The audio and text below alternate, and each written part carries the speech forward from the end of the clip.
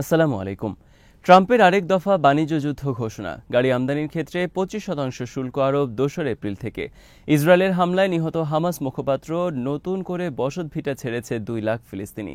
Donald Trump বলেছেন হুথিরা শান্তি প্রস্তাব দিয়েছে তাদের কাছে। ইউক্রেন যুদ্ধের কারণে সামরিক দিক দিয়ে ফতুর পোল্যান্ড। বিরিভিউজ ইনফোটেইনমেন্টে স্বাগত জানাচ্ছি আমি তাসনিম হোসাইন। আজ জানাবো প্রতিরক্ষা সংক্রান্ত গুরুত্বপূর্ণ কিছু খবর। নতুন করে আরেক দফা বড় মাত্রার বাণিজ্য যুদ্ধ ঘোষণা করল যুক্তরাষ্ট্র। যুক্তরাষ্ট্রে গাড়ি আমদানির ক্ষেত্রে 25% শুল্ক আরোপের ঘোষণার মাধ্যমে বুধবার এই নতুন বাণিজ্য যুদ্ধ ঘোষণা করলেন ডোনাল্ড ট্রাম্প। আগামী 2 এপ্রিল থেকে কার্যকর হবে এই ঘোষণা। 2024 সালে যুক্তরাষ্ট্র $240 বিলিয়ন ব্যয়ে 80 লাখ গাড়ি আমদানি করেছে বিভিন্ন দেশ থেকে। যুক্তরাষ্ট্র সবচেয়ে বেশি গাড়ি রপ্তানি করে মেক্সিকো। দ্বিতীয় ও তৃতীয় স্থানে রয়েছে যথাক্রমে দক্ষিণ কোরিয়া, জাপান। যুক্তরাষ্ট্রের গাড়ি রপ্তানির ক্ষেত্রে কানাডা পঞ্চম এবং জার্মানির অবস্থান ষষ্ঠ। ব্রিটেনও যুক্তরাষ্ট্রে বিপুল পরিমাণ গাড়ি রপ্তানি করে। ব্রিটেনের জাগুয়ার ল্যান্ড রোভার নামক প্রতিষ্ঠান গত বছর যুক্তরাষ্ট্রে বিক্রি করেছে 1,16,294টি গাড়ি। গাড়ি এবং গাড়ির যন্ত্রাংশ সবকিছুর ক্ষেত্রেই 25% শুল্ক আরোপের ঘোষণা দিয়েছে তারা।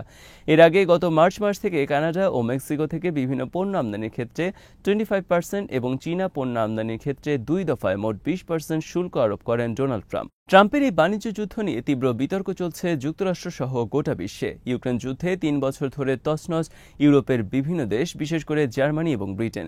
এবার গাড়ি আমদানির ক্ষেত্রে যুক্তরাষ্ট্রের ব্যাপক শুল্ক আরোপের ফলে তীব্র নেতিবাচক প্রভাব পড়তে যাচ্ছে জার্মান অর্থনীতিতে।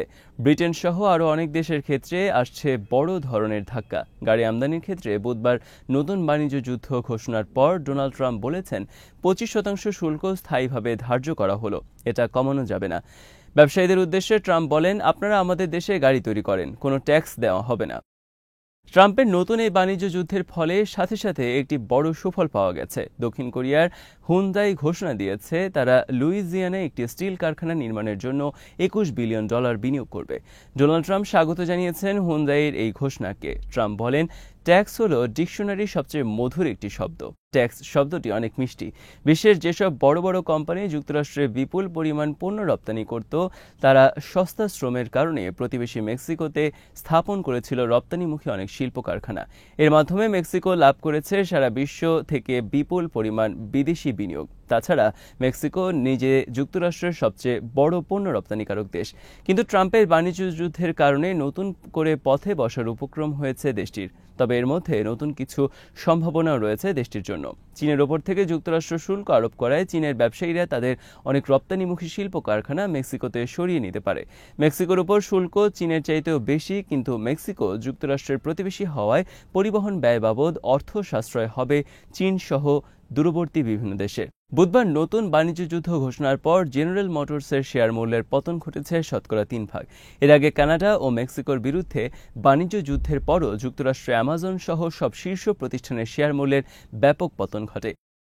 ইউক্রেন যুদ্ধের কারণে সামরিক দিক দিয়ে ফতুর হয়ে গেছে পোল্যান্ড। বর্তমানে কোনো দেশের সাথে যুদ্ধ শুরু হলে মাত্র 2 সপ্তাহের অস্ত্র আছে দেশটির কাছে। দেশটির জাতীয় নিরাপত্তা সংস্থার পক্ষ থেকে বুধবার প্রকাশ করা হয়েছে এই তথ্য। পোল্যান্ডের অস্ত্র মজুদ ফুরিয়ে যাওয়ার ঘটনাকে জাতীয় নিরাপত্তার জন্য বড় ধরনের হুমকি হিসেবে আখ্যায়িত করা হয়েছে। গোয়েন্দা সংস্থার পক্ষ থেকে বলা হয়েছে, পোল্যান্ড একটি কট্টর রাশিয়া বিরোধী দেশ।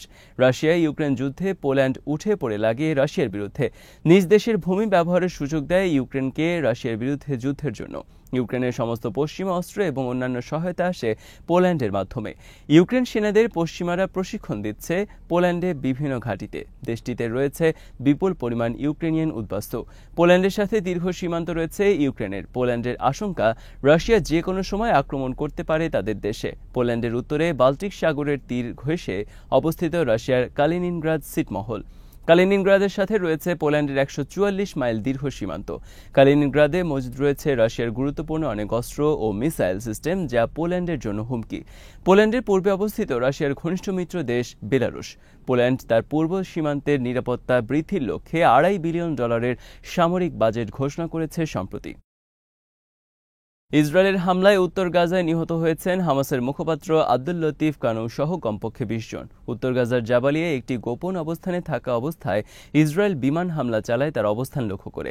গাজায় আরও ব্যাপক ভিত্তিক স্থল অভিযান শুরু করতে যাচ্ছে ইসরায়েল। এর অংশ হিসেবে উত্তর গাজা থেকে সব ফিলিস্তিনিদের চলে যাওয়ার নতুন নির্দেশনা জারি করেছে ইসরায়েল আর্মি। ইতোমধ্যে ১৯ মার্চ গাজায় নতুন করে হামলার কারণে ২ লাখেরও বেশি ফিলিস্তিনি আবারও চলে যেতে বাধ্য হয়েছে তাদের বসতভিটা ছেড়ে। ১৯ জানুয়ারি থেকে যুদ্ধবিরতি কার্যকরের পর লাখ লাখ ফিলিস্তিনি ফিরে আসেন তাদের ধ্বংসস্তূপে পরিণত হওয়া বসতভিটায়। সেখানে বসবাসের কোনো পরিবেশ না থাকলেও খোলা আকাশের নিচে অবস্থান করছিলেন তারা। অপেক্ষা ছিলেন আন্তর্জাতিক সংস্থার ত্রাণের। কিন্তু ইসরায়েল রমজানের শুরু থেকে কঠোর অবরোধ আরোপ করে গাজায়।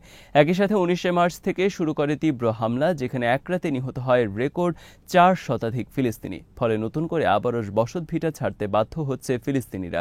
ইসরায়েল ঘোষণা করেছে গাজায় হামাসের কোনো অস্তিত্ব থাকা পর্যন্ত তারা যুদ্ধ বন্ধ করবে না।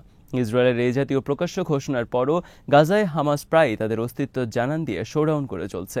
ইসরায়েলের বিরুদ্ধে নিজেদের বিজয়ের দাবি করছে বারবার, মাঝে মধ্যে চালাচ্ছে কয়েকটি রকেট মিসাইল, যে কারণে ইসরায়েল নতুন করে হামলা শুরু করেছে গাজায়। আর এর ফলে গাজার অনেক ফিলিস্তিনি এখন ক্ষিপ্ত হয়ে উঠেছে হামাসের বিরুদ্ধে।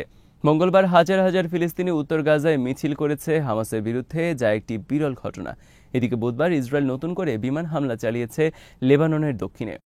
যুক্তরাষ্ট্রের প্রেসিডেন্ট ডোনাল্ড ট্রাম্প দাবি করেছেন ইয়েমেনের হুথি আর্মি তাদেরকে শান্তির প্রস্তাব দিয়েছে। ট্রাম্প বলেন, হুথিরা এখন শান্তি চায়, তারা শান্তির জন্য মরিয়া হয়ে উঠেছে। তারা আমাদের কাছে জানতে চেয়েছে আমরা কিভাবে যুদ্ধ বন্ধ করব, আমরা কিভাবে শান্তি স্থাপন করব। ট্রাম্প বলেন, হুথিরা শান্তি প্রস্তাব দিয়েছে কারণ তারা বুঝতে পেরেছে তাদের জন্য সামনে নরক অপেক্ষা করছে। গত এক সপ্তাহে আমরা তাদের বিরুদ্ধে এমন হামলা চালিয়েছি যা তারা আগে কখনো দেখেনি। তারা যদি হামলা অব্যাহত রাখে তাহলে আমরা তাদের অস্তিত্বও রাখব না। হুথি বলতে পৃথিবীতে আর কিছুই থাকবে না। ট্রাম্প বলেন, হুথিরা অনেক শক্তিশালী ছিল, তারা অনেক জাহাজে হামলা চালিয়েছে, অনেকে হত্যা করেছে, কিন্তু তাদেরকে আর সেই সুযোগ দেওয়া হবে না। ট্রাম্প ইরানকে সাবধান করে বলেছেন, তাদেরকে ইরান সহায়তা করতে চাইলে ইরানকেও কঠিন পরিণতি বরণ করতে হবে। তবে হুথিদের পক্ষ থেকে কখন কার কাছে কিভাবে শান্তি প্রস্তাব দিয়েছে তা প্রকাশ করেননি ডোনাল্ড ট্রাম্প। গত ১৬ মার্চ থেকে টানা এক সপ্তাহ পর্যন্ত যুক্তরাষ্ট্র হামলা চালিয়েছে ইয়েমেনে। বুধবারও ইয়েমেনে যুক্তরাষ্ট্রের হামলায় নিহত হয়েছে বেশ কয়েকজন ইয়েমেনি। হুথি পরিচালিত গণমাধ্যমের খবরে বলা হয়েছে, বুধবার যুক্তরাষ্ট্র ১৭ দফা হামলা চালিয়েছে ইয়েমেনে। জবাবে হুথি আর্মিও কয়েক দফা হামলা চালিয়েছে। লোহিত সাগরে যুক্তরাষ্ট্রের রণতরী লক্ষ্য করে হামলা চালানো হয়। আজ এখানে শেষ করছি। সমরাষ্ট্র, প্রতিরক্ষা এবং কূটনীতির নানা তথ্য জানতে চোখ রাখুন বিডিভিউজ ইনফোটেইনমেন্টে।